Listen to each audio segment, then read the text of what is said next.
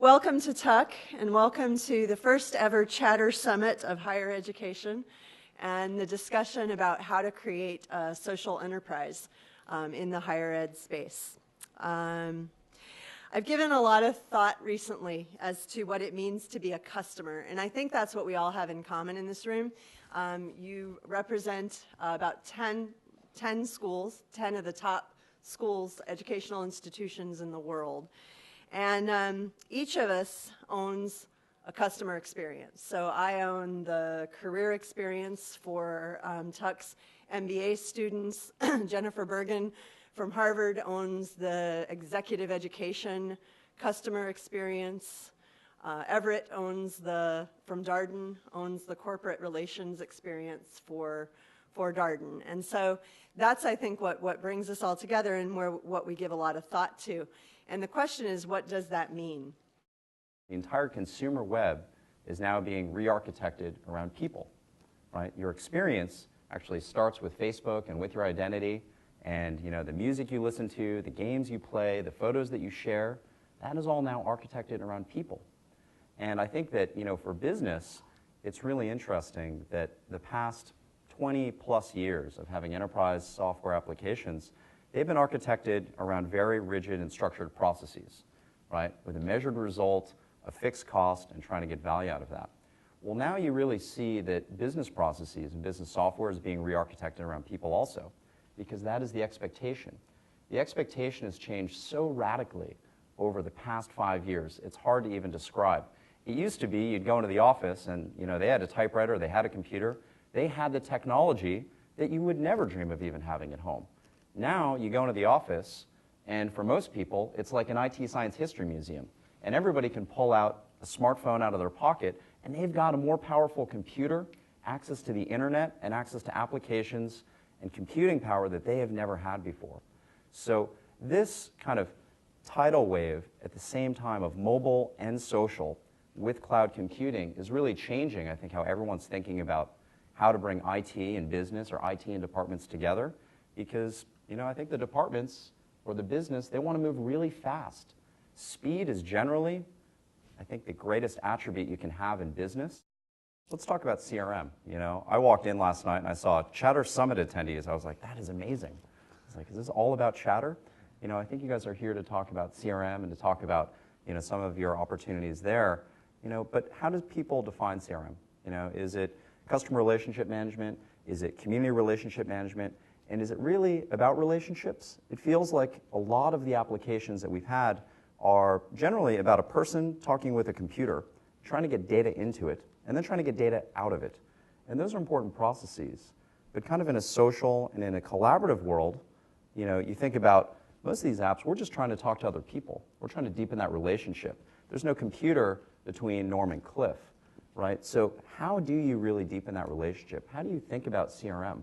In a higher ed workplace. I'll start with you, Pete. So CRM, interestingly, prior to my arrival, we have some legacy tools in place that are used very narrowly within the university and primarily in the enrollment management area. So think traditional registration enrollment, call center type faculty, student advising role where we're really worried about trying to maintain an enrollment. And as I mentioned, we don't have the stickiness of a traditional university where we have non-traditional students, and so they may take a course with us this term, may not come back for 2 years. They may take another course. A lot of them are single parents. They're working full-time. So we have a fairly active process to continue to maintain enrollments. So really, CRM, prior to my arrival, was really a tool that was used to help track some of that activity simply within one area. So one of the things that became apparent is that really for our value and to be able to get the analytics, I think that were just mentioned before, about better understanding our student populations, as well as our donors, as well as our corporate partnerships. We have a variety of programs that we're affiliated with corporations that have both students as well as underwriting. What we kind of did was tee up a CRM program initiative, which is really all about customer relationship management as a culture and as a process and as a discipline. There's tool enablement, which is fine, right? But from an IT perspective, that's actually the least important element of this. And it's really about broadening the discussion across functions, which historically worked very narrowly. So student accounts and financial aid They had their interactions with a given student, but quite frankly, they didn't have any visibility nor particular interest in understanding that that person had been on the phone 3 times this week with their student advisor trying to get their course registration straightened out for the upcoming term. And so meanwhile, they had someone who was pretty frustrated when they got on the call, and then, of course, they're going blind. So whether it's a simple analogy, such as just having a better view, or actually creating a much more rich lens with which we view a prospect all the way through a current student, which then becomes an alumni, which becomes a donor, which potentially becomes an employer, and having that life cycle view as a single enterprise, that's really what we're trying to tackle now, and it's creating some really interesting discussions. But while it manifests itself perhaps as a system implementation to help enable some business processes, it's really trying to be driven much more from a cultural transformation as anything else. And I think we'll definitely get into the cultural discussion, because I think the technology is just a piece, right? I feel many times in my job, I feel part technologist, part therapist. I go and I talk with different CIOs and with CEOs, and the technology is one piece, but if they don't have a culture about customer centricity, or they don't have a culture of being open and transparent, people do not share information. And some customers I work with are extremely secretive as well, and that's a huge cultural breakthrough. But I want to go back to something that you started with, which was you started to talk about the fact that ongoing enrollment is a very important measurement for you. One way to think about CRM, and I think to help this audience understand how you guys define it, what is the most important metric, or the 2 metrics that you kind of think about? Is it that renewed enrollment? Is it that you're doing a survey of customers and users and saying, these people are more satisfied, and it's about a net promoter score? What is it about, I guess, when you think about a metric perspective? We have several key metrics. One, of course, is enrollment, right? So maintaining the enrollment from term to term, and we have in the undergraduate program, we have an 8-week cycle for our courses. So we have multiple starts in any given traditional academic semester term length from a financial aid perspective. Graduate has fewer starts, of course, and it's a little more traditional in the student body that we have as well. But undergraduate really is the traditional, the non-traditional student. So for us, by design, we have people coming to enroll with us perhaps for a course.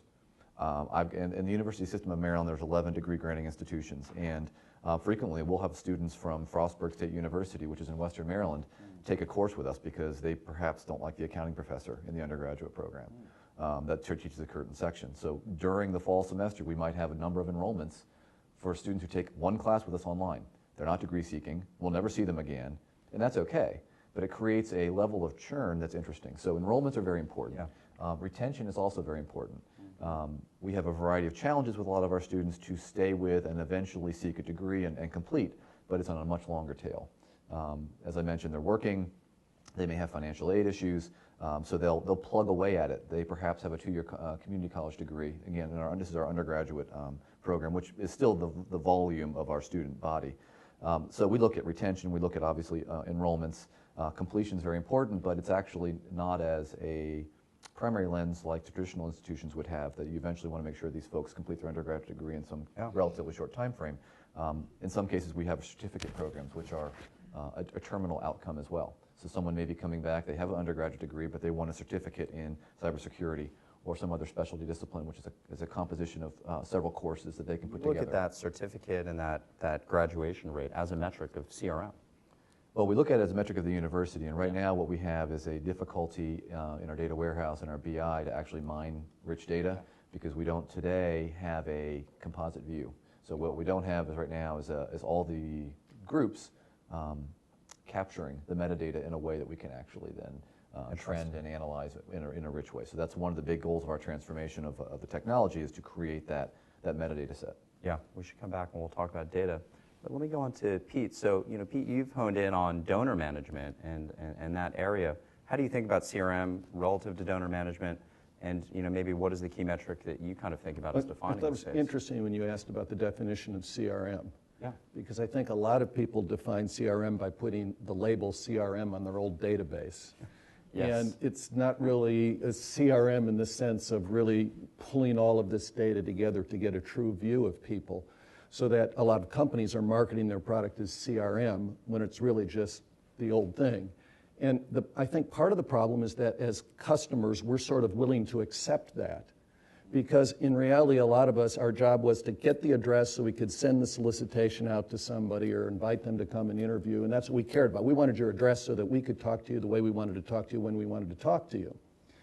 And I think that was sort of missing the boat. And so I think there are a lot of people who don't really get the whole CRM idea of the kind of thing that Pete was just talking about in terms of bringing all that data together so that he can really do the metrics he wants to do.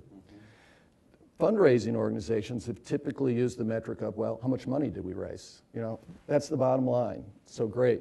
Well, that certainly is an important metric, but we're not measuring people in terms of how we're engaging them or how we're bringing them along. I have maintained for a long time that if we looked at the graduate when they came out of the business school and started dealing with them then and learning about them, when they got the good job and had the real money, we'd be in a much better position to solicit and deal with them because we had really learned about them and taken the trouble to learn about them over the years. But I find staff sort of unwilling to do that. An example, I was interviewing for another client of mine, a major gift officer from an institution in Virginia that shall remain nameless. He was their top fundraising person. In fact, he raised more money than the rest of the major gift officers combined. He'd been there a long time. He knew the little old ladies that gave all the money. A new vice president came in. He wanted to start measuring the number of calls that the fundraising officers were making. You know, how many calls did he make? How many visits did he make? And so on. And from his perspective, hey, you don't need to have that information. All you care about is how much money I'm raising. I'm bringing in more money than anybody else. I'm not going to do that. So he refused to contribute to the kind of information that would have led to the kind of data that you'd like to have that would really help us, and quit over it. And when we were interviewing from the job, one of the questions he asked was, what kind of metrics do you use to measure the fundraising officer? And I described to him what they were. They were kind of the more current kinds of things we're going to count. He refused to continue with the application process because he didn't want to be in that sort of a situation. So I think there are too many users that are still on the side of, well, we'll give you what you want when we want to give it to you, as opposed to really listen to what the constituents, the graduates, our students really want from us as a university. Yeah, you've touched on two really important things, which is, what is the investment people are willing to make, to really understand people, and develop that relationship. Again, it's about a relationship over time, and it's not about, again, a piece of technology. How do you foster that relationship over time is very much a cultural transformation. The second thing that I think is really interesting is that, we see this all the time in businesses where they put in a CRM solution and, maybe a top salesperson doesn't want to use it. Well, what do you do when your top salesperson brings in millions of dollars or tens of millions of dollars or whatever it might be? The answer oftentimes is you get a new CRM solution. If you have a piece of accounting software you put in and your accountant doesn't want to use it, you generally get a new accountant. So it's very interesting, on the revenue side of the business, how adoption can be a real challenge. And we should come back and talk about adoption. I think it ties very much into culture, which Pete touched on earlier. But John, CRM, how do you view it? And I guess, the metric is always an interesting way. I always come back to that because that helps people to define, how you're looking at success versus maybe how they look at it. So from a service operations perspective, Yale is very fragmented. And Yale is really, based upon our location and our scope of operations, it's really like running a small city. So we've been thinking about service operations and trying to make some cultural change and trying to get our various service operators to move toward Yale as city and explore the idea of Yale 311. So some of you may know that New York has this offering, New York 311, where you call and you can ask any question that you can imagine, right? What are the hours of Woolman Rink in Central Park? How do I get, financial aid for the City University of New York, et cetera, et cetera, et cetera. Yeah. Any question you may ask.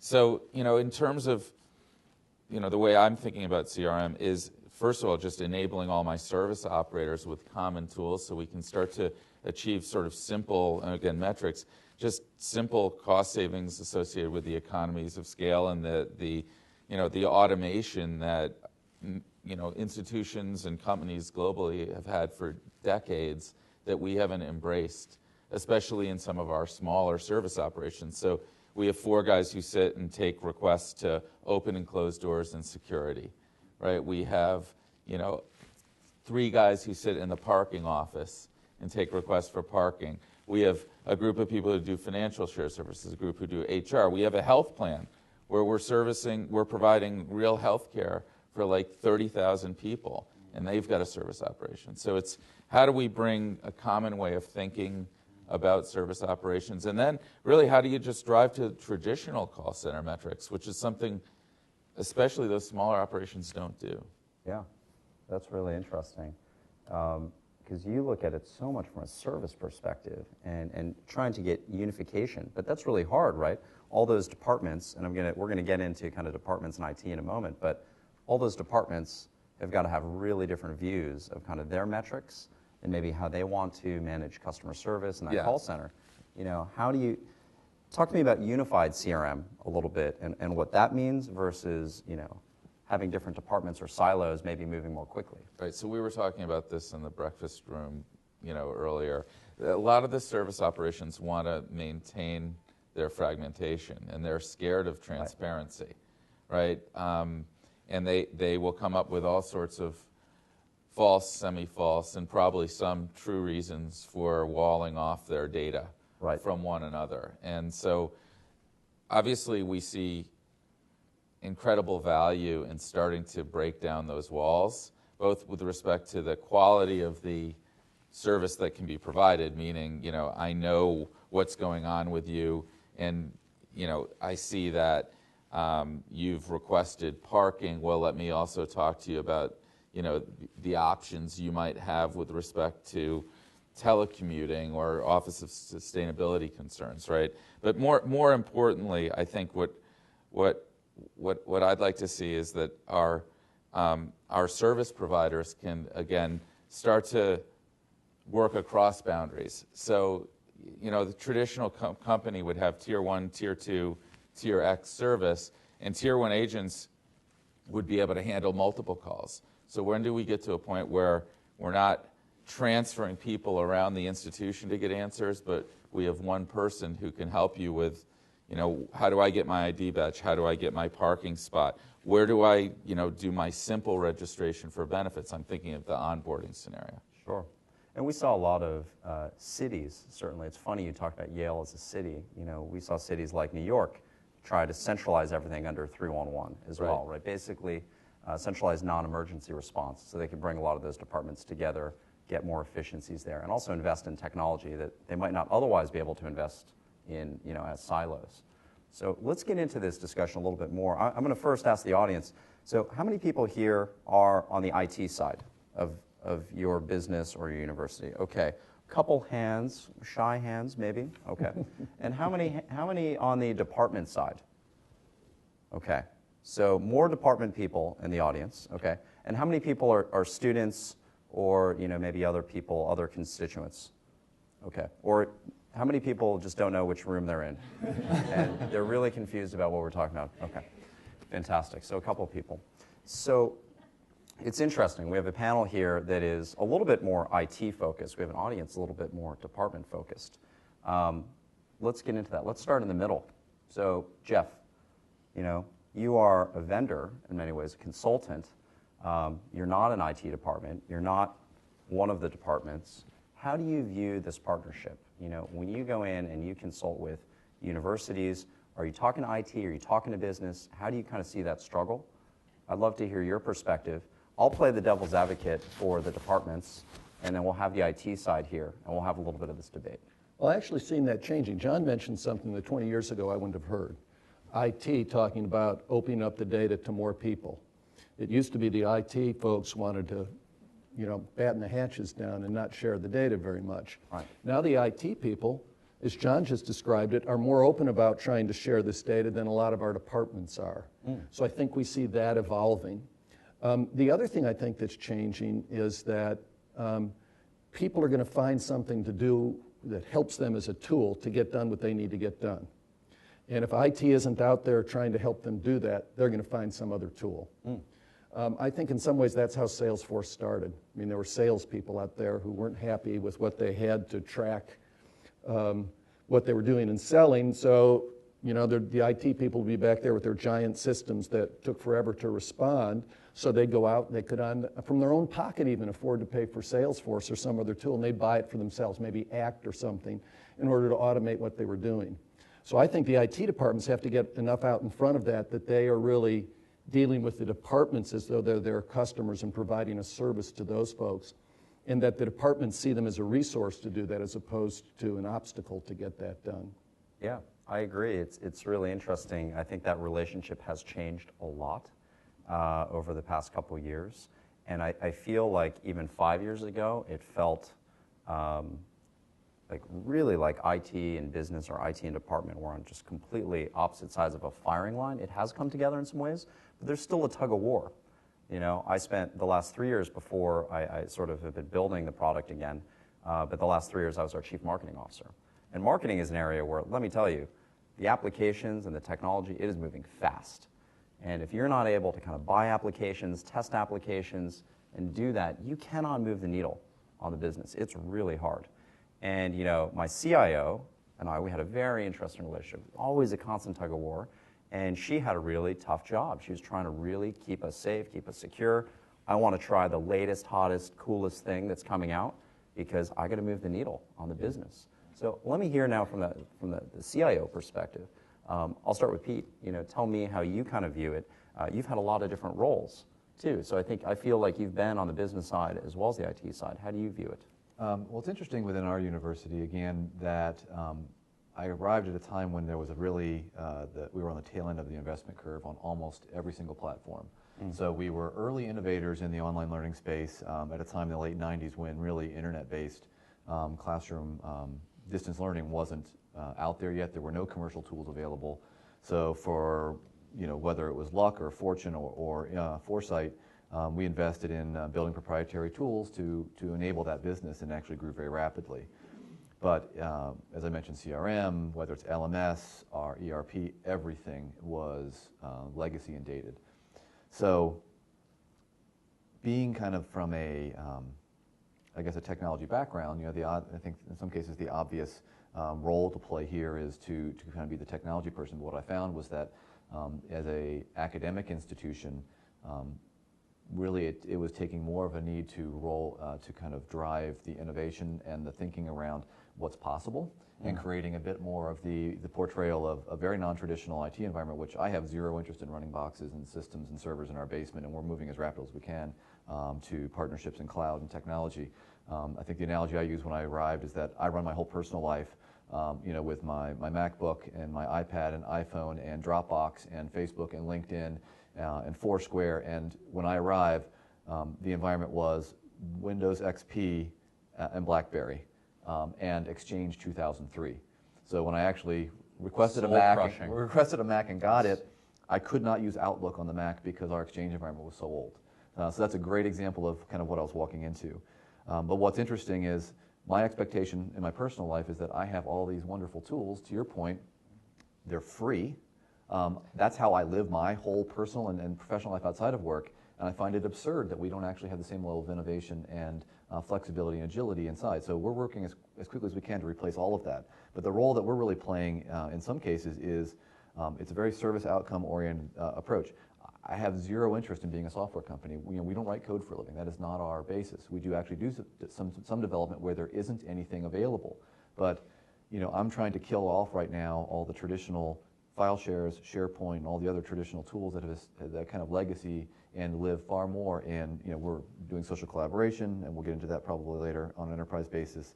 Everything's moving to Google for faculty, staff, and students from an email perspective. It's free. We're trying to take advantage of all the tools that we don't have to invest a lot of energy in ourselves, and to some degree find what works. And it's all more of an agile approach now. So we're rolling out Salesforce. It's an 8-week first phase implementation, and we're bringing up financial aid and student accounts.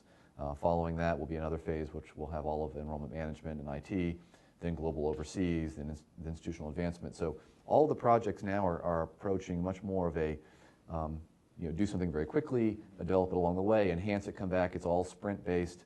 So I think the role of IT is changing dramatically in most institutions, at least if they're going to maintain relevancy. The legacy model is really kind of, I think, falling off. I'm curious to ask you and John a question now. We just discussed with somebody on the West Coast, a big university. They're getting ready to do an RFP. a 12 to 18 month RFP process, okay? Right. I mean, what's with that? Right. Well, I was going to, right along the lines of your comment or question, I found our engagement with Salesforce to be very disruptive at Yale to traditional IT processes, people, and to our customers. So I had a very small group of guys focused in on Salesforce as SaaS, Salesforce as PaaS. And our first challenge was to stand it up for this shared services group. And I went into our CIO and I said, I'll have it up in a month, right? And I don't really need any help from anyone in IT or in telecom, because we also adopted a cloud-based channel management tool called Contactual, right? So we don't need Symposium, we don't need on-premises phone switch, right? We were able to go right with Contactual, which automatically hooked up to Salesforce. And we had one conference call, and we had an integrated CTI-bearing, channel management tool that was screen popping right out of the box. We put my cell phone number in, magically my phone rang, right? So very disruptive to IT, because IT didn't really need to be engaged. And then disruptive in a pleasant way to the customer somewhat, because we're able to say, we'll be able to do this in a month, right? And their heads are popping back like the top of a Pez dispenser, because they're used to IT, saying, we need 18 months to do this project for you. And, suddenly we're delivering it, and we actually delivered early. And now we're doing the same thing for our human resources group, who are coming up with 250 Salesforce users next month. It took us 14 months to implement HP Service Manager for HR Service 2 years ago, right? We're now coming live with a system that is, quantumly richer, right? Includes all the social collaboration capabilities and an integrated channel management capability. We're doing it in 8 weeks. Incredible. So Right. I'm hearing these things on the panel that are really interesting. I'm hearing about speed. I'm hearing about Dropbox. I'm hearing about things that you use in your personal life, and how can we get these out more quickly. And not being an expert in the higher ed area, let me ask this. Is that normal? And how are you guys at the peak in terms of universities moving at speed? Without naming any names of other schools. How do you kind of view that evolution? Is the speed trust dynamic, is that a fallacy? Is it, you guys are trying to move just as fast as the departments, or do you feel there's tension? No, I think the departments want to move faster and faster. Right. And I think it's along the 18-month, RFP comment. And I think that IT needs to get with the program, and we need to use things as they are delivered, and we need to start aggregating components offered by multiple vendors, multiple utilities, multiple applications, right? Instead of developing anything, because by the time we've developed anything, it's obsolete. Yeah. Right. And I think we need to start to understand how it isn't one system that we're implementing for anyone. It's the aggregation of utilities, applications, content management capabilities, and other components to really delight our customers with ways of interacting in an online way with each other, with entities, with departments. Mm-hmm. Yeah, we've seen in the consumer economy this app economy grow up, most famously around the iPhone. Now we see it in Android. I think we're going to see that same thing. Me too. For enterprise type things. We used to go to a vendor and we wanted to buy everything from one vendor. And typically a vendor came from one area. They had a founder or something that knew something about student records or fundraising, and they started building out these other pieces. So they might have one strong piece, and the rest of it, wasn't so good. So what I think we're going to see is pieces that are basically applications that interoperate the way you're talking about. It makes it much faster to implement, because I can take a piece at a time if I want to. And you know what? If this piece that I bought's not working for me, I can toss it and just replace it easily with another app. We all do that on our smartphones every day, don't we? We just figure out which ones are working, and we throw away some. and that's the way we do it. What still amazes me, like on the smartphone, if you buy a $4.99 app and somebody doesn't like it, they think it was an expensive waste of money for $4.99 because it wasn't 99 cents. I think we're actually going to see some of that for apps for administrative purposes too. I think the costs are going to come down, and I think actually that's part of the cloud economy, that software is going to become more of a commodity. And as it becomes more of a commodity, it's got to be more of component driven. It has to be something you can install quickly, get rid of quickly, interchange with other components as this app economy grows. Right, so the two buzzwords that I'm throwing around are consumerization and democratization. So I think we are moving more to an environment where we'd like everyone in our institution to be able to consume the applications or the capabilities in a way that works for them, and to not consume things that don't work for them.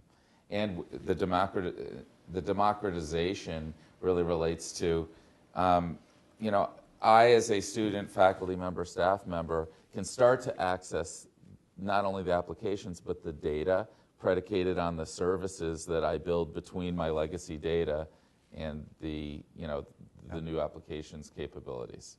So can I ask a quick question following yes, those little with Jeff? C-SPAN microphones Yes. work. Fantastic. And then they'll work. Okay. You talk about the sort of vendor systems, and all of us in this room have experience. So admissions typically uses Hobson's. There's Banner, there's MBA Focus for career offices. So we've got these very traditional vendors. And what is your view of that relationship with these vertical vendors? Are the vendors changing? Are there new vendors cropping up who are going to start solving these problems in different ways?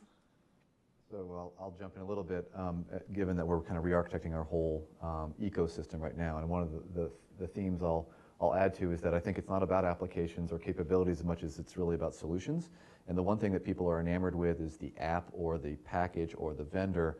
And I think one thing we're trying to disaggregate a little bit is what is it we're trying to accomplish. And I agree with the democratization notion that you either find something that works for you, you don't, and you move on to something else, and you'll eventually find a tool that works for you, but it's really about a solution to your problem. And so in a lot of cases, there's much looser coupling going on. So if I use myself as an example, I don't authenticate against an AD domain. I don't actually connect to anything on my network as if I was inside. I hit a single sign-on federated security model with a Google app for my mail, or it's my social collaboration, my enterprise social collaboration tool, or I hit PeopleSoft, or I hit with these other needs that I have. But what we're trying to do is as we re-architect the experience is basically hide all of the branded solutions behind a veil. And it's about, oh, I need to do an enrollment management action or whatever, and I click on the link to enroll a student, or I click on a link to get this. I don't ultimately necessarily need to know or care where that's coming from, and today it might be being served from PeopleSoft, it might be being served from something else tomorrow. We're in the midst of replacing our homegrown LMS, and so it is our business, right? So at the end of the day, we teach online. Our LMS is fundamentally our classroom experience, our front door. So this is a major procurement going on. But the way that we're designing that is it's going to ultimately be hidden behind a role-driven portal experience, which today our students have to log in, authenticate, and they need to know, I need to change my home address. Wait, do I go into the My UMEC PeopleSoft portal for that, or do I go into the WebTyco Classroom thing for that? I can't remember. They have to self-navigate. So it's about creating a much better customer experience. But again, it's driven on the solution. So the pace of change, right, and the innovation is, I need to plug and play. I'm not going to get 5 or 10 years out of my investment in fill in the blank, my next student information system, my next LMS.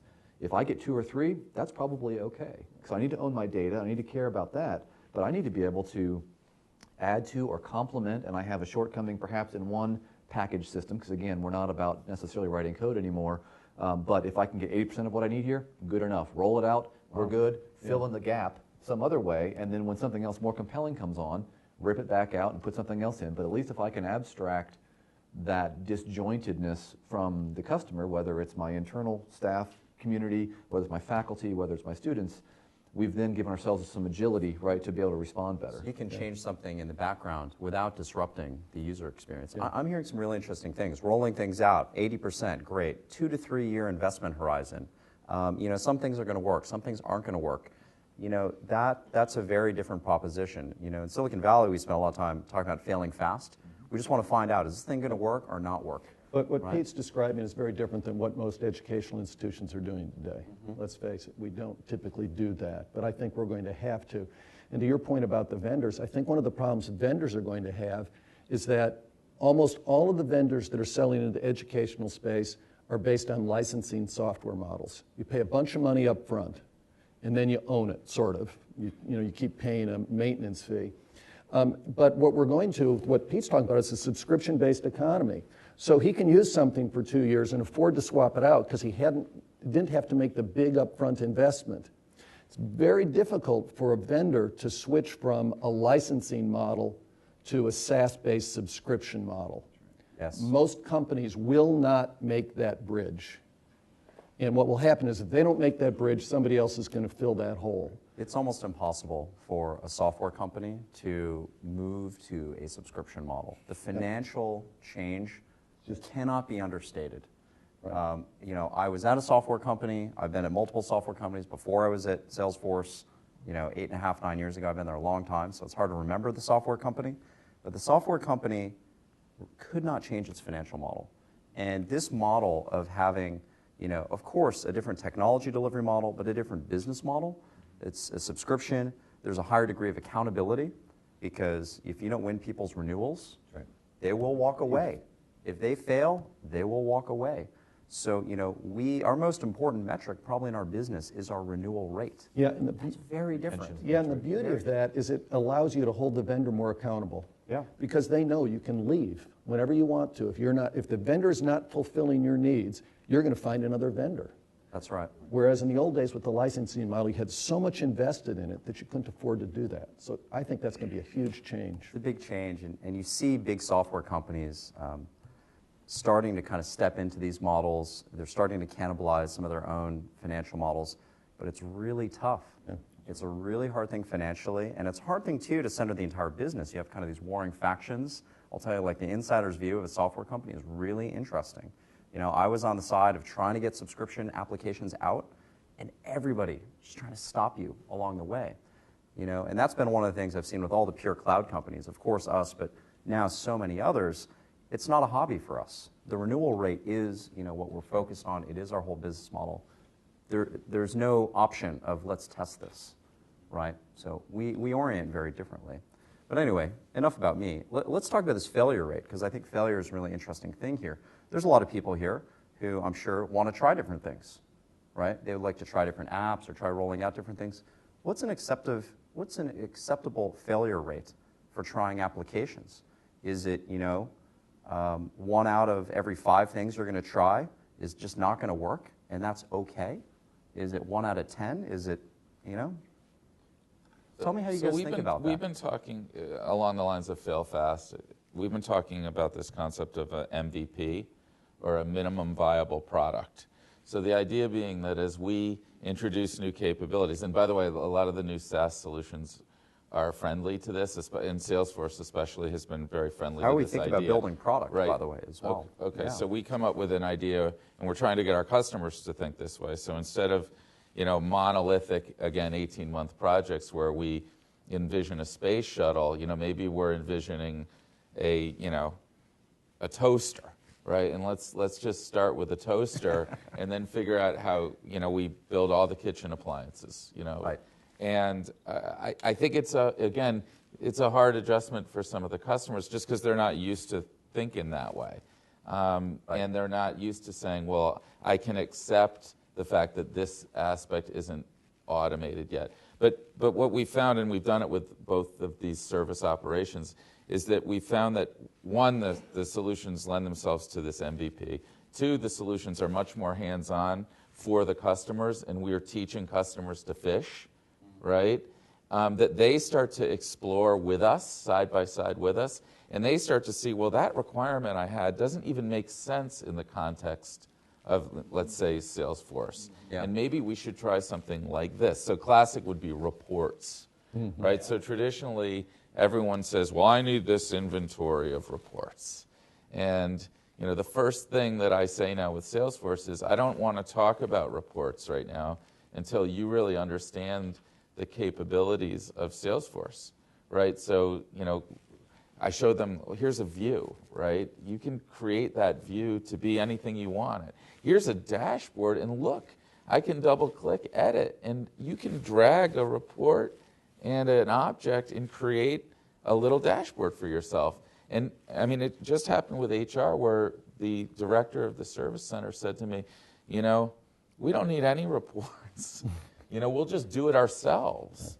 So it's a very different model, and I think it's liberating. And some of those features you didn't have a year ago. Well, and that's the other thing. So one of the things that I always show our customers is the way that Salesforce evolves, right? And the way a little window will pop up and say something to the effect of, try this. And Colleen, who's my colleague from Yale, we were commenting on chatter, right? And we were saying, I want to be able to chatter one-to-one. I want to IM. And like a week later, it popped up, and I chattered direct. I'm like, is this working? And we were so thrilled by that. And so we try to show the customers how that stuff works. Yeah, I'll make a comment on the MVP thing. And then we're going to move to some questions too, but yeah, please close this one. The minimum viable product. We had a product that we sold in the 90s that had this really great tool for querying. At least we thought it was really great. In fact, we knew it could do kinds of queries that none of our competitors could do. And we do demonstrations sometimes, and after the demonstration we get feedback that this other company they thought had better reporting. I knew darn well it was not better reporting. But in retrospect now, in looking at it, it probably was better reporting for them because they could figure out how to use it. It was sort of the minimal viable product. They got more out of it, some of them, because they could actually use it. And so going back to get them what they can get started on. The other part about that is today we can do trials. Why not look at the trial? I have to tell you, as a vendor, when I got an RFP, we would sit down and try to figure out how we could say yes to something. You don't want to say no. So you figure out how can you say yes and how can you explain it. Well, you're much better off getting a trial and see if you can actually make it do it than to depend on what the vendor says it can do. So that's part of the difference in things that vendors are going to have to do, I think, as time goes on. It's a big change, letting people try things and not measuring things necessarily by the amount of product, but by the utility. It really is about utility. And MVP, it's funny, we think about building products that way. I'm hearing all these terms. We'll come back to Agile and Sprint, because I think there's probably a lot of people in this room who are like, what's a sprint? That's things we think about. Or Scrum Master. Or Scrum. Should a department lead be in a sprint? Like, that's something I want to talk about, because we've seen some customers do some interesting things. So a couple questions up here. We had a virtual attendee who made a comment to your being able to pull out vendors, in 5 months or 6 months, depending on how it works. And his comment was, if a vendor's underperforming, true, get another vendor. But let's remember to consider the transition cost, not only for the software, but for the organization staff. Change is difficult for many people. That's true in the context of if you are interacting with that native system. So I think the analogy I would make is that what we're trying to architect is a situation where what is differentiating, what is strategically important, is the front door that we're going to create, which is role-based and contextually sensitive, whether it's device or person. You don't necessarily know that you're interacting with PeopleSoft versus something else. What you know is you clicked on the link to update, the About Me, and you changed your home address, and it actually automatically went back and transacted through web service call or what have you into the host systems.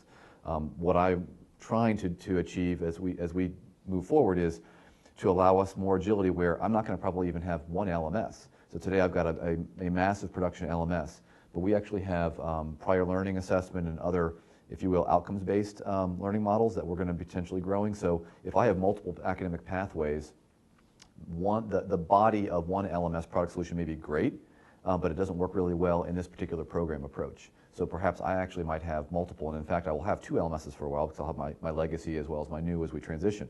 I might end up with a third or a fourth because it actually handles a different type of approach. But as the student, I would have no idea. I log in, I see my classes listed, I click, I go into the classroom. I've abstracted that. So to your point, today we're actually vendor locked. We just went live with a PeopleSoft reimplementation. So talking about the monolithic, nightmarish 2-year program, which of course I never want to do, but I kind of walked into the tail end of that. We have 1,700 staff at our university. Okay, and we have about 3,200 or 3,300 adjunct faculty. But of the 1,700 staff, not everyone uses PeopleSoft, right, as a native system. When we went live in April, the first week of April, we had conducted 5,000 training sessions. So training enrollment sessions for various classes you can take for the new PeopleSoft modules. So some portion of my 1,700 staff at the university needed to be retrained on PeopleSoft. I never took a class. So some of them are taking multiple classes to learn the new module as it relates to PeopleSoft 9 for this activity. This is crazy talk. How much money did we spend building the classes, right? So it's replayable content, and that's all being able to be delivered online. And to your point, now I get everyone retrained on how to use, they use WebTyco today. Now they use some other new LMS, or they use PeopleSoft and they go to Banner. It's insane. So if we can't maintain the agility as an institution to be able to move quickly and adopt new feature functionality, then we're really going to be beholden to the vendors. And that's what we're trying to actually decouple. Yeah, I think there's a couple things that are also helping that. If you were, say, we'll just use Salesforce as an example here. If the vendor's done a decent job, he's using the Salesforce user interface so that although the app behind it may change, if you've put a front end on it that looks the same, that at least minimizes some of the learning. And we are also finding substantial generational differences in the learning styles, so that younger people who've grown up with computers just assume they're going to sit down and figure out how to do it. And okay, with our older folks like myself, maybe we need a little bit more formal kind of thing. But that generational change also is going to be reflected, I think, not just in the training, but even in things like tech support. Traditionally, 15 years ago, if you wanted tech support, you picked up the telephone and you called tech support. Today, most people, and I shouldn't say most people, younger people are perhaps more likely to go to Google. Yeah. They're going to try to get an answer for Google. So you want to expose some of your materials on Google so that they can find it when they search on Google, instead of going to your knowledge base. Let them open up a ticket in your Facebook page. Yeah, as an example. So you need to meet your customer where they are. Yep. It's a big cultural change, though, because as I've started these projects over the last 18 months, one of the analogies I use is when I set up Yahoo Fantasy Football, right, for my friends and family, a Yahoo business analyst didn't come to my house and work with me. That's right. Right? And I try with the... Yahoo doesn't have a server just for you? Yeah, right. And I try that on the clients to say, this is something that you need to touch and feel, right? And you need to explore because you'll start to get more out of it. And it is very generational. So, we had a couple of service reps who actually were showing us new ways of navigating, right? Because they had embraced so well. But then we had a couple of service reps who wanted training, right? And they wanted training manuals and step by step. And the idea is, you can add a contact either by going to the contacts tab, or you can expand the little pop-out thing on the side and hit new contact, right? You can go, or you can be on, a case and hit navigate to a contact. You can get to, it's all interconnected. Yeah. And so it's kind of hard to get people to understand. We're not going to prescriptively tell you how to walk through the Oracle tabs anymore. Yeah. Kendall. Yes. Sorry. Go ahead. There's a question here. There's something going on in the back. We'll let people ask their questions too, and maybe as a next sort of topic, we can ask the audience members how we feel about building our own fantasy football things on Yahoo. I'm just curious sort of what our experiences have been and what the range of feelings about that are. So, but I'll let you guide the questions. Okay. Yeah, there's a question here, and then we'll come back. Please. Julia from the Yale School of Management in Career Development. And kind of building on what Rebecca and Jeff has said about every department within the School of Management has a different vendor system that they're using to manage information. And then going, Kendall, back to your comment about kind of this lifetime understanding of an individual in the community. And I think the challenge that we have is we might have somebody who is an employer, an individual who employs students. Then that individual decides to take an executive education class. Then they decide to enroll as an executive MBA, and they have to go through the admissions process. They're a student. Now they're in our alumni development system. By the way, they switched employers 3 times during those 10 years, but continue to hire our students. So we've got this problem because we have all these different systems within the departments, and then we're trying to aggregate that information, reconcile it, report on it, communicate with all the individuals within the system, and allow accessibility to that information quickly, fast from anyone in the community. And I think I just look at this and I go, we don't know where to start. We know what the problem is and what we need to My do. favorite topic, but identity, actually, is very much the core of what you're talking about. You know, how do you guys think about identity? You have these different systems, and it's interesting. You were mentioning, hey, you know what? Let's at least with a user, let's abstract, you know, what all the different systems are. So you're already thinking about just the user's identity from that singular perspective, which is fantastic. I think a lot of people don't do that well. But what about customer identity with people changing? People, what, on average have now 12 different jobs in their lifetime? So, you know, are you tracking that? How do you kind of deal with people having different relationships? Great question. Well, at least I'll ask the question around, you know, the federated manner with which most universities operate is specifically, I think, both culturally and otherwise a huge barrier to actually using real CRM. And when we say real CRM, it's not the system, it's not the tool, it has nothing to do with technology, right? At the end of the day, a customer of the institution is that person. And at any given point, your school might have them as your direct customer for some period of time, but where's the relationship owned? And this is the broader discussion we've had, which is we're trying to take the institution-wide approach where it's one CRM enterprise-based platform. Yes, financial aid interacts with that person for some period of time during this term, and perhaps even next term and some other term, but simultaneously that same student is interacting with 3 other major divisions. Yep. There has to be one view of the customer, and again, whether you're a prospect who eventually becomes a student, who then eventually becomes an alumni, who then becomes an employer and a donor and so forth, if you really want to own that whole life cycle as an institution, this is a really broad question. It has nothing to do with the technology. It has everything to do with the culture and the politics around and the will around the institution. Yeah, and it's not sometimes a life cycle like this, right? They're bouncing between all those things all the time. Absolutely.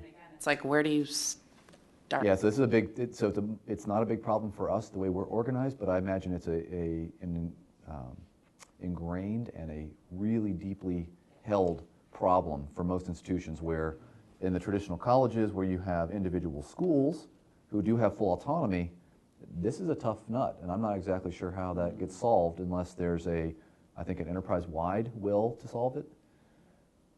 Well, it says John. So, John, what's your perspective? Let's throw the hard I'm question from over Yale, to you. So I Notice I dodged I the don't dare identity to answer question. that question. I mean, the hard challenge, geeky right? buzzword on this is the canonical view of the customer, and you need to say it with like a deep James Earl Jones voice. Right? The canonical view of the customer. But it is a major challenge, and I think the way you described it is great, right? Because in higher ed, it happens all over, but it really does happen a lot in higher ed, where your constituents have had 6 roles within your institution, right? They were students. They might have been students twice, right? They are certainly alums, right? They might, and certainly I like the employer thing. They could be staff. We have tons of Yale grads who work as staff. So, and at Yale today, right, the data lives in Banner. It will live in Blackbaud, which is our development system. It lives in Oracle, right? And it will live in multiple, siloed little FileMaker Pro databases all over campus.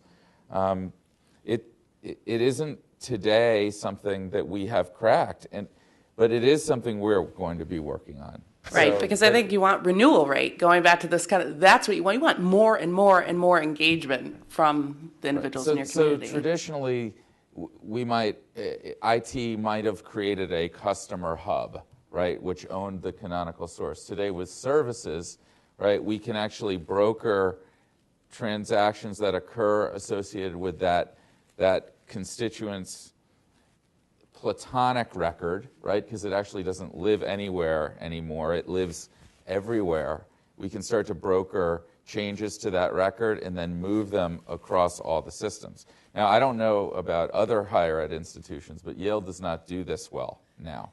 And it's something that the new ITS and the group of IT partners at Yale knows we have to do, right? And it's part of what Pete was saying about, ultimately enabling that consumerized sort of democratic access to utilities, because the data then, as part of the data moving around amongst all those score systems, it can start to move to little apps that will also need the data. That's a kind of a geeky, hard thing to describe. Yeah.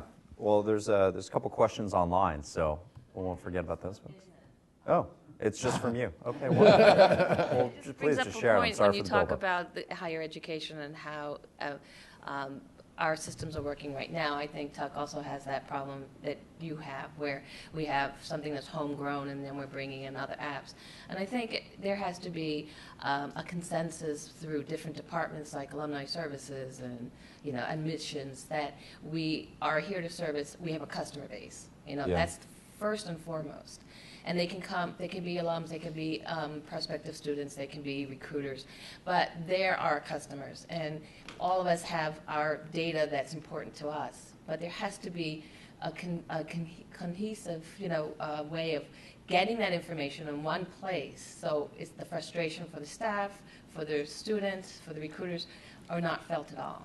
And that's really what you need to do. And I think it has to be everybody, these different departments deciding that we're going to work together as a group. So there's a conflict in higher ed between autonomy and governance, right? So in corporate, someone, the COO, the CFO, could wield the stick and get others in line and establish sort of a master data strategy and set of rules of the road, right? So I worked in the media industry, and we might be selling to the same customer through 5 different lines of business. And so there was this canonical customer, right? But the COO was able to say, you and you can update the customer. You can't. You're just a consumer of data. And you, ITS, can reach into all those systems and build all the connections. And by the way, there were only 6 divisions and there were only 6 order processing systems, not 4 million FileMaker Pro databases. So it is a hard thing in higher ed, and depending on your institution, I mean, some institutions have schools that operate, very, very independently of one another, or departments that operate very, very independently. And again, like for us, Yale is a city, so there's so many different lines of business, right? So it's not just that we're selling 8 different media products to a person, right? We're fundraising. They're a prospective recruiter, right? They're a student.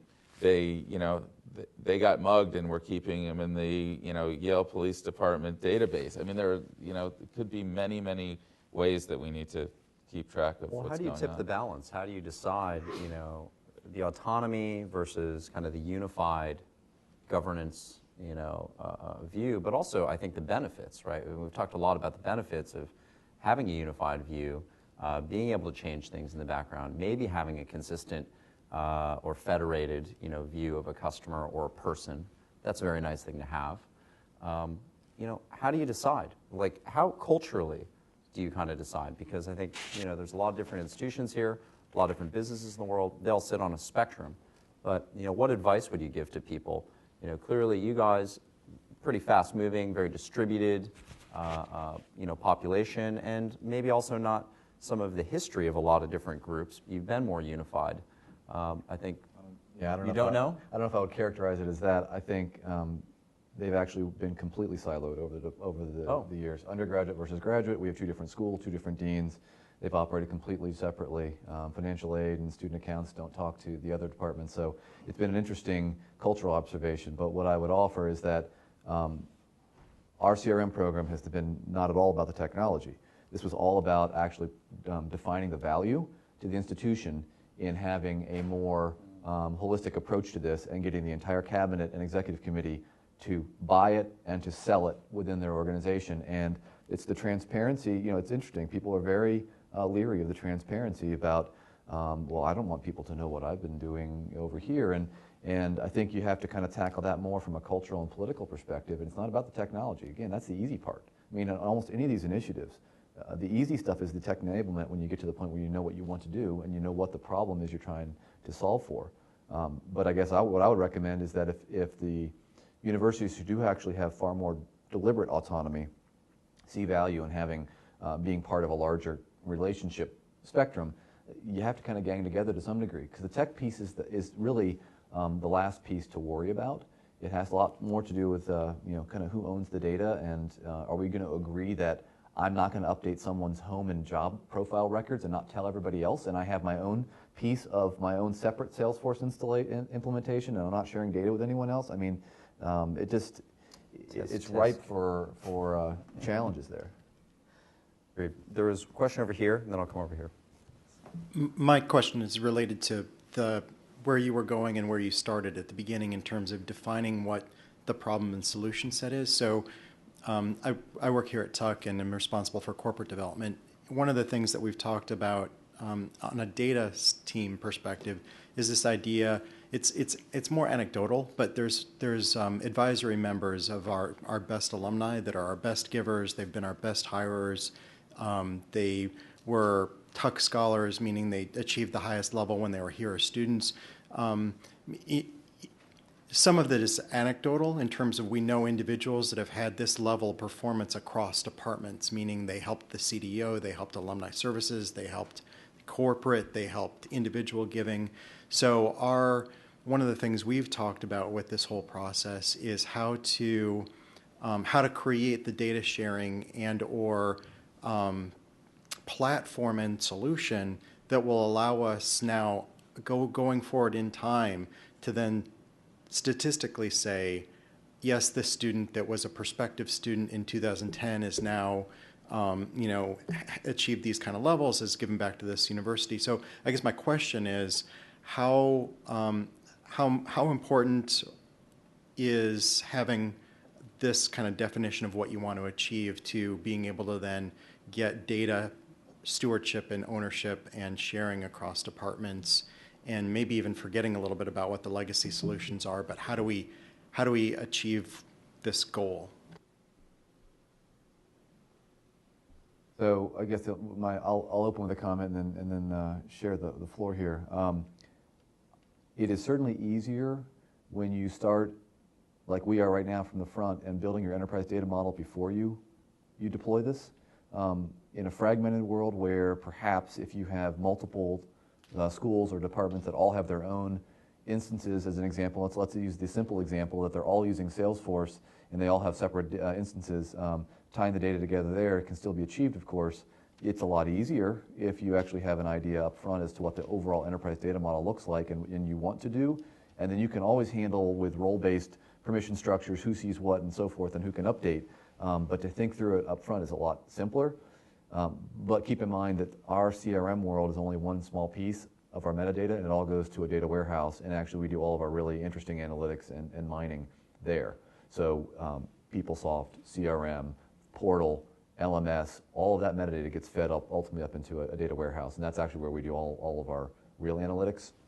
So it's important to capture it in the kind of source system to some degree and have some capability, but the kind of notion of an enterprise data model is not heresy in a federated organization. It just means that there's a cooperative level and vision across constituents that there's value in being part of a larger approach. You can still have autonomy operationally and local governance to a point, but there's at least some tension that kind of comes back to being, plugging your world into a little bit of a larger world for the benefit of everyone, including yourself.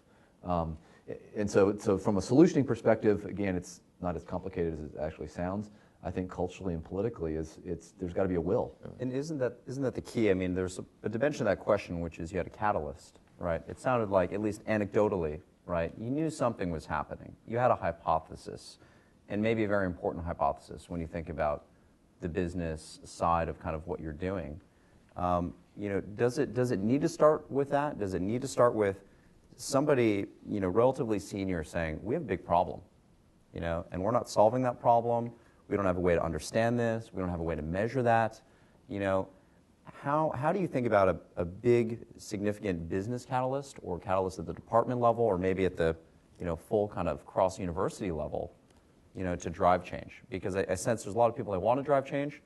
They don't know where to start. They're on different kind of ends of that spectrum. But certainly people can rally around, something at that level. So the explicit, implicit power of the business champion and their tangible leadership is key, right? So to me, the question or the need articulated up there, that's a business process policy challenge. The technology actually isn't tricky for that. I think the technology is pretty straightforward. It's having the institutional fortitude to want to do it. I mean, I keep pointing at Colleen because we've worked together for the past 3 years on CRM stuff. Sure. But we're implementing the Blackbaud for enterprise development, and just agreeing on exactly to your example, like what is the life cycle of an alumni volunteer, and then agreeing that we'll actually put the data in, right? And then certainly across professional schools. I mean, it's just there's a lot of decision-making leadership there, and we have one of our officers is VP of development, but the business school and the law school and the medical school, they're only sort of loosely coupled. So I think it is, and even with my shared services example, our business champion there, he's really into it, so we move faster, right? The HR shared services person, she's really into it, so we move faster. They like Chatter, so we're doing stuff with Chatter. There's just so much that the IT guys can do. I see this, on the business side, kind of moving out of higher ed for a brief second, and that's that, when I meet with different companies, there are CEOs who are they're visionary, they're really trying to change a market. Maybe they've come out of the product side, maybe they've come out of the marketing side. They have a huge idea, and they have that amazing leadership, and they can just go unilaterally, we need to do this. This is just crazy. We cannot move forward, and things really change. And then I see a lot of companies led by people who I think are very admirable and excellent leaders, but in many cases they were COOs.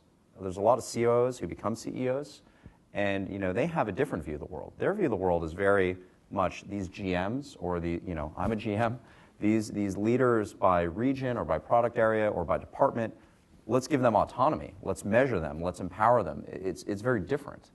And I think that that's something culturally that I kind of see all the time. And this leadership question, I think, is kind of undeniable. I mean, we know, just from our perspective, we can tell at the top very quickly, who's going to make massive change and who's not, right? Who's going to kind of trickle along at one level and who's not.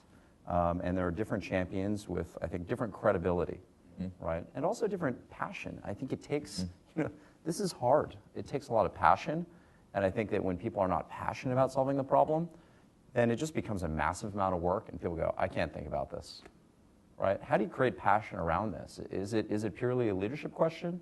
Are there practical things that people can do? Because there's a lot of passion in this room. People want to solve this, but maybe they need to create that passion at a higher level. I'm wondering, we've talked about that in educational institutions, a lot of times it's hard to get sort of top-down things pushed down. You're going to do it this way because there's so much autonomy. I wonder if anybody's had any success kind of doing that from the bottom up. We've been in a couple of places where the business school and the law school had some differences up top with the deans in terms of doing things, and the staff in the development offices might start finding ways to cooperate and then make suggestions to their deans about how they're cooperating and get it to happen that way, instead of relying on somebody to push it down from the top. Well, have you guys ever looked at that? I mean, you look at one department and you go, boy, these guys have a really strong business champion. They want to do something amazing. Let's make them incredibly successful. Everyone else will be jealous. Jealousy is an incredibly powerful thing when you're trying to get other people actually to line up to a more unified strategy that may take more time or investment or patience. Do you guys think about, how do you think about that from a CIO perspective? You're trying to unify. You're trying to get people to that place. You're trying to also empower them. What is the best way to kind of think about these business champions and enact, broader change? I mean, I think until you can actually articulate a clear vision and strategy that people can rally behind, you can't make, by fiat, people aren't going to do a lot of things. Right. So I think to some degree the success that we're seeing in certain initiatives, more so than even others, is by having a compelling vision and a strategy and having people genuinely understand and buy into that, they'll then make the cultural changes required to kind of enable that success. And again, this has nothing to do with technology. This is all really about institutional will and being able to portray the value that they will receive by doing this differently. So you're asking people to do things that actually goes against historical behavior, historical power, or political posture. And you do need the champions. It does need to be authentic so that people can actually say, yeah, I mean, this is fantastic. I mean, I'm using this now and I'm already seeing these benefits. And that organic success is something that will continue to fuel that. But using the social collaboration, we were talking about this, I think, last night. To some degree, so one of the things I noticed when we came in too, we had no collaboration. We have basically email, right, and it's antiquated email and file shares. So one of the things I knew immediately we had to do, and our culture was not one of collaboration across and everyone talking to each other. It was very much vertically oriented. So we basically implemented an enterprise social collaboration platform with no business case, with no other than just the trust of the executive committee and saying, yeah, go ahead, do it. It sounds great. We need to be able to change the work culture within the institution, and it is almost a matter of just releasing it into the wild, knowing it's right, and not being prescriptive. I think I love the analogy. I've never had a training class on how to use Gmail, right, or Facebook or LinkedIn, and being able to roll out a tool that mimics people's personal life behavior that allows them to now to start working across groups, across teams. I don't set up file shares anymore. I mean, I won't set up file shares anymore, and we're going to kill those. And people can now define their own project team area and invite whoever they want, and they can give them their own permission structures. It's allowing a degree of self-assembly that drives cultural behavior. So the end was not the technology. The end is the cultural change, and to create different dialogues amongst teams that, again, we're fairly disparate. We've got people in Asia, they're on, Yokota Air Base, and they're working with someone that's in Europe, that's perhaps in Germany, or someone else here that's in Maryland on one of the air bases there. It's creating an ability for them to interact in ways they hadn't. So to some degree, there's both the notion of being prescriptive in how we want to do things for the reason that they can understand, and again, you're portraying this in a way that's valuable to them, not because it's some bureaucratic rule set. And to some degree, you're letting them actually find their own path to success with some of the technology enablement, and then they're the best salespeople for the outcome, because they're finding new ways to do things that you never would have even imagined. But it's allowing them to kind of, you teach them to fish to a point, but then you let them loose, and really interesting things come out. And we're going to probably talk about that more in some of the chatter session, that the power of social collaboration permeates culture, and it changes people's thinking in a lot of respects. Yeah, the people are the culture, and someone told me a long time ago, there's always more smart people outside your organization than there are inside of it, just by definition, the law of numbers. So, I'm a big fan of empowering people to figure out problems, to self-organize, and, that's a lot of what we try to do, obviously, with our product, and continue to do that. We'll talk more about that. There was one question up here, I didn't want to lose it. Wouldn't forget you. I'm from Johnson at Cornell, and wanted to make a comment, and then I have a question. Part of my role is sort of a liaison between IT and the departments, so helping to facilitate getting things done between the two. Great. How's that going? Actually, very well. Fantastic. Yeah, but it was something we really needed to focus on. So one thing that so it is a little bit grassroots in a sense too, because we're working on sort of individual needs and things like that. But what we found is that IT kind of, sort of the buck stops with them. People come to, like the upper administration will come to them for data, but really the departments are the data experts and the owners. So by recognizing that the departments really are the experts in the data, and they kind of own it to a certain extent, and building that relationship with IT to improve. And there was sort of an incentive back and forth. IT needed the data. They needed it to be right. But IT, by working with the departments, could provide them with better functionality, better reporting. So there was sort of this, you help me, I'll help you kind of thing that starts to grow out of that. And it really starts to build relationships. But by recognizing that the departments are the experts, IT can help facilitate, make their lives easier. The relationships started to really grow and improve. So that was the comment I wanted to make. And then the question I have is a little bit off this topic, so you can wait till later if you want. Okay, please. I was hoping you could talk a little bit about the warehouse that you've talked about, so the technical solutions to, pulling data into that, architecting that, and pushing data back up to maybe like a university system like PeopleSoft. If you're bringing data, you have data coming into to Salesforce, are you pushing that back up into PeopleSoft? Where's the official record held? So for us, the system of record for most of the student data is PeopleSoft. Although the transactional system of interaction with our service agents is going to be Salesforce. So data is going back and forth. This gets back to the comment earlier about the enterprise data model, understanding ultimately what the data model is going to look like and what some of the rules are. If a student wants to come into a portal and update their home address, that gets pushed ultimately back into PeopleSoft. If they want to do a query in financial aid and they're a service agent and the person's calling who've done a screen pop, it immediately made a call to PeopleSoft and gotten the most current student account balance, right, so that they can actually be intelligent on the phone with those students. So the data is going to go back and forth. The data ultimately will live in multiple systems in some cases. But understanding what the entity relationship is as to which ultimately is the system of record and how's that transaction going to go back, right, to update that and not end up with fragmented copies, if you will, of I show that they work for Deloitte. Oh, well, I show they work for Anderson. And which is right. You don't want to be in that place, clearly, but you do need to have at least some pretty strongly held sessions and deliberate decisions taken as to what the data model is going to look like. The warehouse for us is ultimately an aggregation point where we can do all of our analytics and mining. It does not push back out, so it's ultimately pulling from everything, and then that's where we ultimately do all of our interesting analytical assessment. Our challenge right now, though, and why we're doing things like CRM and new LMS, is that we really lack a lot of metadata. So today, as an example, I can tell that a student logged into the LMS and got into the classroom. I can tell that they submitted an assignment. I have no idea what they did during. So I can't tell what their click-through path was, never mind the navigation during their online session that they actually went into WebTyco, which is our LMS in our classroom. Oh, and they also went into PeopleSoft and did something else here. I can't stitch that together today to know that when I have differentiated outcomes with student learners who have similar profiles when they come, but clearly one is struggling, I can't do the analytics today or the predictive modeling.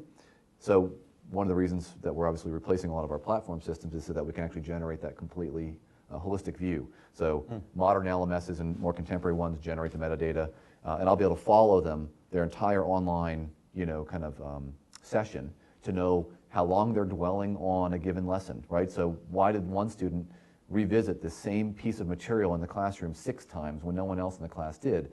And clearly they're struggling. So now I can maybe design an intervention and can alert the faculty member early, because remember, 8-week session. It's a semester course. It's a 3 credit hour course. They're cranking. Now, usually they take 1 class at a time because of that, because we've shortened that. But if you fall behind 2 or 3 weeks, you're really at risk of failing. And so you want to be able to try to get to that point. But that is because we're abstracting it into the data warehouse, not because ultimately you can go back in and push that back up. So you really need to maintain capabilities where they naturally should belong. You could push it back up if you want, if that was important. It sounds like the unified clickstream analysis is more important. Well, the warehouse is more of an analytical tool as opposed to a transactional tool, right? So you're not actually transacting in the warehouse in that case, right? So when a faculty member posts grades, that's going to ultimately end up back in PeopleSoft as a system of record. Now, they may put the classroom grade in the LMS, but it's going to push it back to PeopleSoft because that's where transcripts are generated, right? So that's our student information system. So again, that's part of that data model that you have to be clear about what the relationships are. John, perspectives on data warehousing, data models, transactional system versus data. You guys have data warehouse. Yeah, we do. Of course. We have data warehouse too. I'm a GM and I want things out of my transactional system, which of course is Salesforce, doing an awful lot of things in there. But we have a lot of things from our website and all sorts of different things going to data warehouse. We pump a lot of that back in because I want to be able to see that at an account level. I want to be able to understand adoption and usage out of the system and a number of different things back in that system. So I very much need that kind of bi-directional view, and I do those analytics in Salesforce, but other people, they do it purely out of business objects for us. Yeah, and I think one of the things that I'm trying to promote is more contextual reporting anyhow, right? So not sort of getting into the heavy-duty data crunching that you're talking about, but when I talk about more the lay user of systems, I'm trying to show them how a lot of the information is right at their fingertips. Right. So whether it's, again, generating a quick view, right, on the fly, or drilling into specific person record, it's less about getting all the data and then sort of sifting through it. It's more about knowing what the business question is that you're trying to ask and then diving in right there and getting it, which, again, if many modern applications are able to do that for you, whereas traditionally, like, to run a report out of Oracle was like a 12-step process. Now in Salesforce, or if you look at Workday, which is the sort of cloud alternative to Oracle and PeopleSoft, either the data is just appearing there because it knows what you want anyway, which is kind of cool, or you can just get it right there. And that sort of level fulfills most of the needs of the typical user, Right. for whom the analytical tools are too difficult to deal with anyway. Well, that's right. I think we've got to separate operational reporting versus analytics. And so, to your point, we have dashboards so you can do full drill down and get into all the detail, even from the transactional data. But the faculty member doesn't need to go into the data warehouse. The faculty member looks on their report screen and they want to see, oh, this student's assignment's late. I need to figure out what the heck's going on, right? And they can see, like, who's complied with whatever conference sessions, right? So who's behind on a metric basis and so forth. So yeah, there's still native operational reporting required in each of the platforms, but in an aggregated sense, where do you ultimately go for that, right? Becky, yeah. I'm curious what some of the coolest things you've done are, either departmental applications or social media tools that you're using, or things that you're just really excited about that are coming, and specific technologies. Maybe it's Google Groups or those other types of things. I mean, Pete talks about releasing things into the wild, and one of the things that we're just on the cusp of is this whole Google adventure, right? So Yale has adopted Google for student email and soon all email, and as part of the rollout, not all, I know Alan's saying they're not going there yet. Hence the autonomy and the roguishness of some of our units. But It's okay. in general, you can be left behind in the past. That's okay. In general, Yale some is people moving choose that path. to Google Apps. Recently decided that we will include Google Plus as part of that rollout, and discussing whether Google Mail will be lifetime, which I'm pointing to Colleen because she's been down this road, which we are thinking Google Mail or Gmail will be, that we'll give a Yale email account that will then be a lifetime account.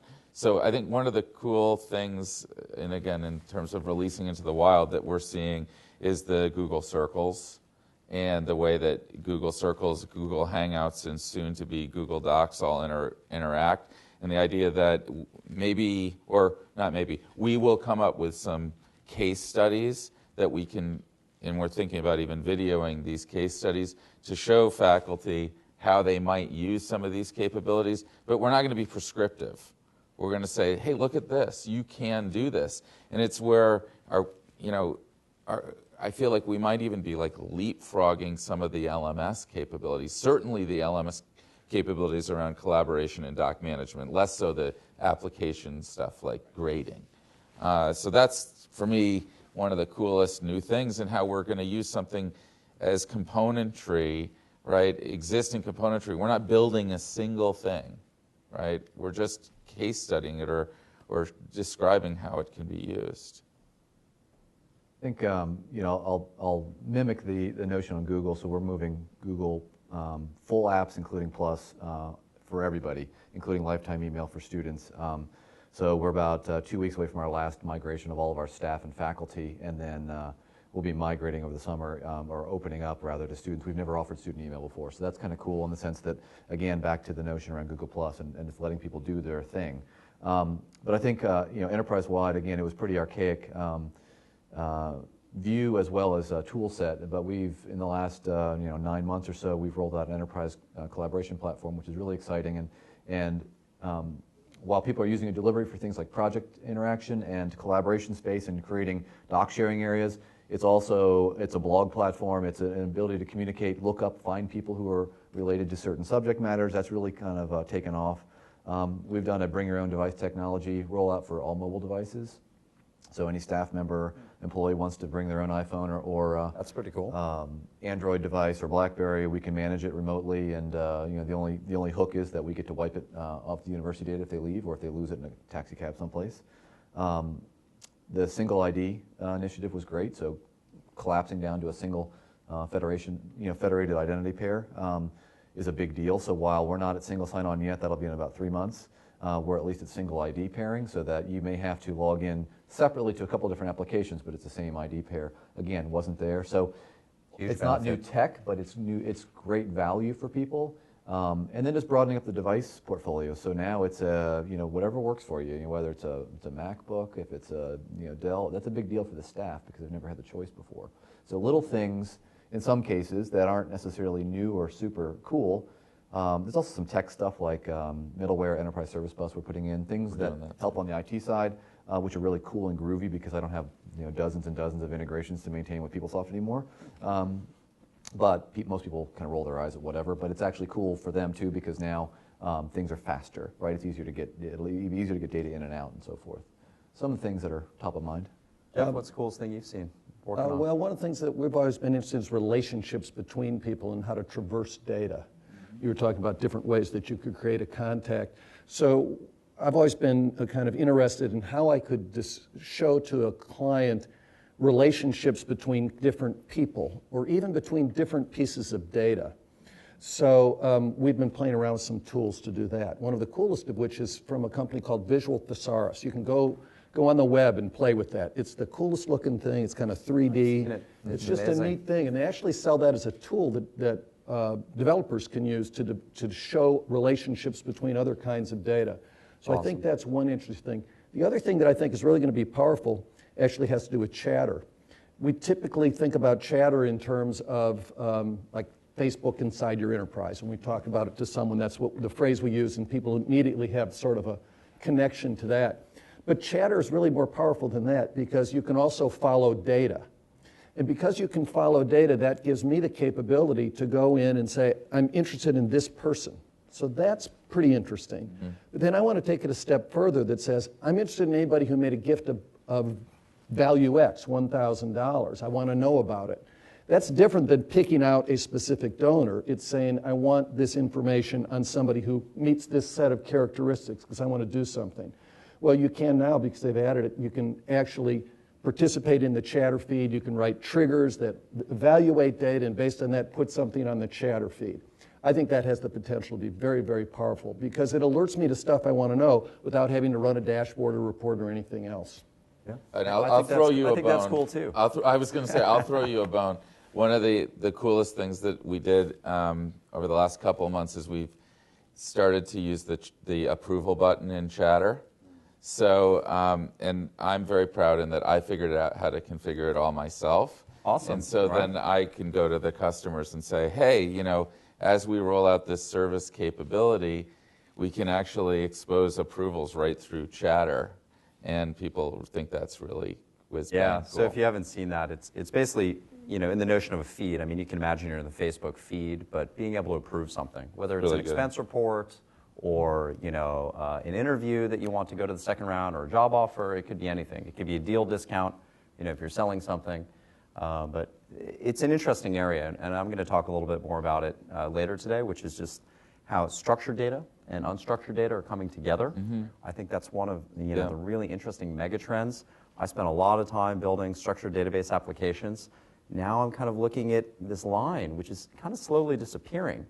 And in the enterprise, I think 30% of the data is structured, probably 70% is unstructured. It's in your email, it's in your files, it's the meetings you're having.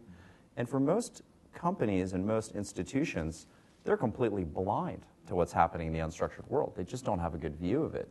And bringing those things together is really interesting because the unstructured data is often where we do the work, and the structured data is where we do the reporting, the visibility, right? And then it advises kind of how we go do the work. But those worlds are kind of coming together. The cool thing that I've been spending some time on that's interesting is we bought a company called Ripple. I don't know if you guys saw that or heard about it.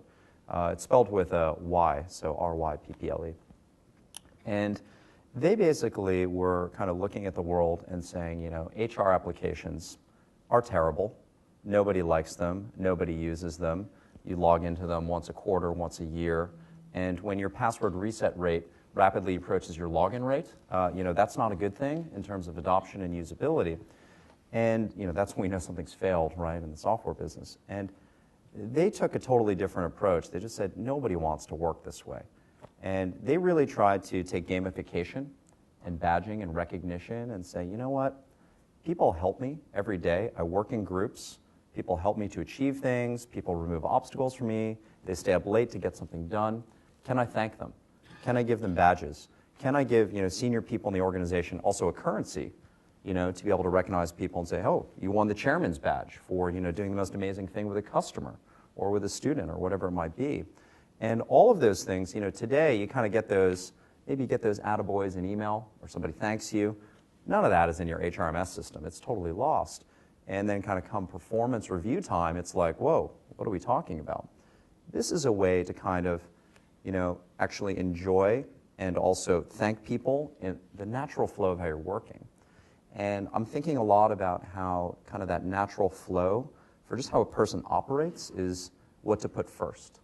So I think that's a really interesting trend for where applications are going. So, we're experimenting with that. I think you'll see other people experiment with that also. I like the demerit feature. Negativity. Unlike button? Everybody wants an unlike button. Funny story on the unlike button, if you're ever interested in a social story, we built the Dell Idea Storm. You got their kind of idea exchange or ideastorm.com.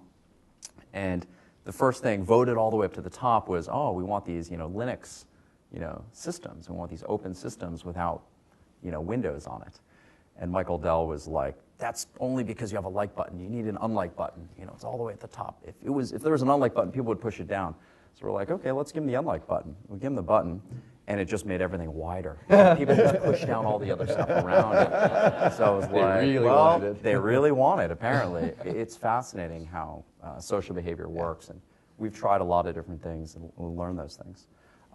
We have about 12 minutes left, so I don't know if there are other questions, but I think that's what I'd like to get to. Yeah, please. Let's go back to the Microsoft Exchange account. Yes, you, sir. I'm Alan Eustace from the Yale School of Management. Let's go back to a little bit of the blue sky and the innovation. I'm a huge fan of all these great ideas, and I wrote down about 6 of them just as you were talking about them that I want to pursue. But I have the sort of fortunate or unfortunate situation where my office is about 10 feet away from our IT help desk. And on a pretty much hourly basis, I see people coming with their own devices from home, with something they downloaded and tried to use unsuccessfully, and bring it to our doorstep. So what's the answer to balance or to respond to a real important need to try new things and to fail fast with the real needs of users who expect a very high level of support and success? Well, I think you've got to decide whether you want to support your customers or not. Back to my fiat comment, I can't make people use certain tools. They're going to use whatever the heck they find usable and helpful to them. If I want them to come to me, then I better be offering the best technology and solution that they can use and want to do it. If people come up to our help desk and they've got their iPhone and they need help getting the policy deployed, we're going to get that thing configured for them. I think it comes down to perspective. You can't control your customer's behavior in a lot of cases. So I think there's a bit of an interesting dilemma here. Historically, IT wants to control everything, but it's completely a fallacy. And I'm trying to take more of the approach of choice, ubiquitous access. I'd like to get to the point where I don't even offer laptops anymore and we just give a stipend, which I don't know. I'm a state entity and that's a big problem. And there's compensation issues, and I'm fighting this with the adjuncts right now. Trying to find a way to do that in a way that I don't have to give loaner laptops, which is an antiquated business to be in, which we still do for our folks that teach at College Park. But the notion of BYOD in general is control and choice. People want to pick the tools they want to use to do their jobs, and they'll use certain things because they have to, because it makes sense, and okay, I get why I can't go deploy my own HR system and run my own payroll, right? But largely, if you don't give them the social collaboration capability, you don't give them effective communications capabilities, you don't allow them to use the coolest devices, they're going to use them anyway. I mean, how many institutions or companies have employees with their own Sony Vaio laptop because it was cool and they didn't get it from work, but they're using it anyway because the one they have is 3 years old and it's horrible and it doesn't do what they want and it's got Windows XP and it can't run any of the software. So to me, that's an interesting tension where either you're the help desk or you're not, and you're either going to help or not, and there's boundaries, but largely I would err on the side of if they come to me, we're going to try to find a way to help them, and if we're not giving them the tools they want, because clearly it's a trend, then we need to find ways to give them the tools that they There is want. a silver lining. They have enough confidence in you that they're showing up to ask you for Right. help. So to me, that's something to take advantage of. They are willing to communicate with you. There are a lot of places where they wouldn't be. And you guys have spoken about this. Yeah. Other questions from the audience? Okay, well, let's just take a moment and kind of wrap up then. Been a great discussion. Talked about a lot of different things. You know, what is CRM?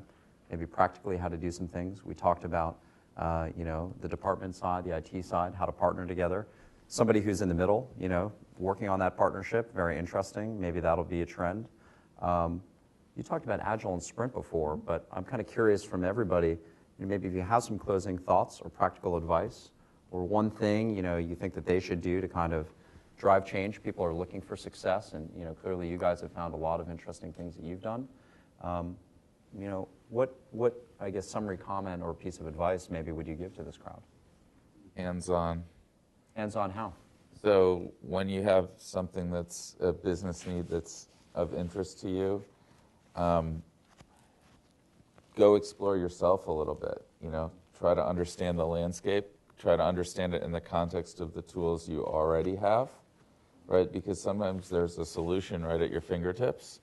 And then when IT gets involved, you know, be fully engaged with the process, log into the system, right? You're not just throwing requirements over the transom in this old sort of methodology. You're part of a team, you know, in a real-time manner building that MVP, right? So I found the most success we've had in recent months is actually on day one provisioning a Salesforce account to the business person and saying, here you go. And by the way, I gave you a admin user, you know, level account. So I show them how they can go into setup and actually start messing around with things.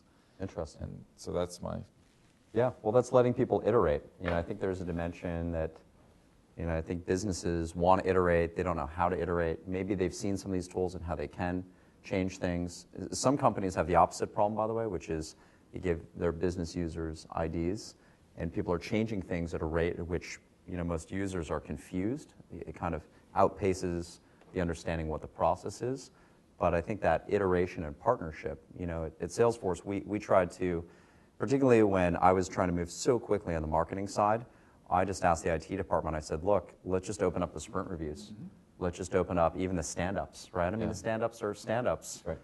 You know, IT and software development has moved to this methodology called Agile, right? You work in a Scrum team, you do reviews, you try to iterate quickly, you try to fail quickly if that's what happens.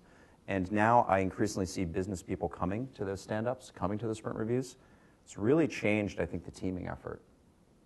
Absolutely. I think you know, one of the terms I hate the most is IT system. I don't know what that is. Right. Because there's very few systems that exist or solutions that I'm the customer for directly and no one else.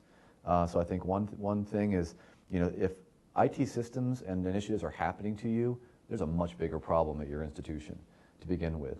So the accountability and ownership is on the customer area. These are your tools and technologies helping to enable your service outcomes. I want to be the partner that can help deliver that, but at the end of the day, this is a business tool or a system that is helping you do your jobs.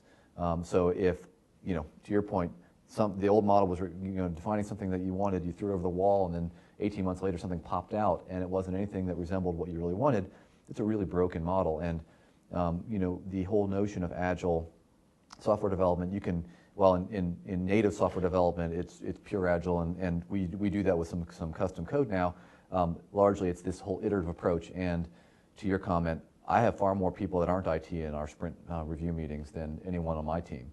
And so as we iterate, building the whole expectation that when we want to define a new service outcome, you're going to get something in a couple of months, and it's going to continue to iterate quickly. You're not going to have some, what we used to call the waterfall approach, where you defined everything to the nth degree, then you went off to the mountain, and then you eventually came back with something that represented that. Yeah. That era is really over, and things are moving quickly, and you don't have to have fully baked requirements, and that's actually the beauty of it.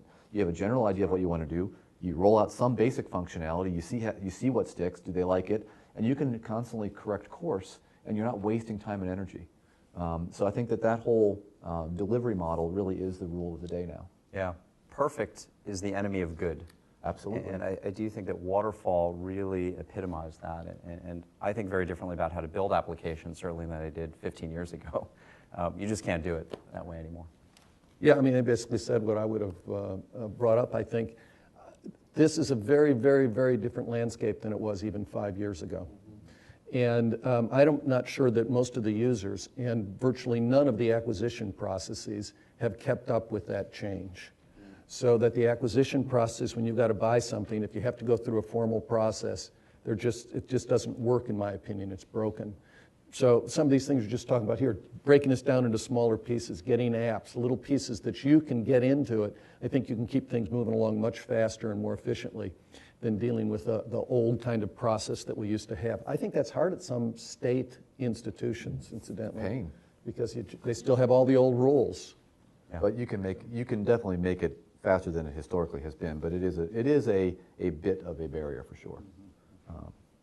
Great. Well, on that note, I'd like to thank Kendall for moderating the panel and our panelists. And thank you're you. now an honorary member of the Tuck community. Another green And we bag. really- Yes, lots of green. More of a mint. So thank you very much, and thanks to the audience.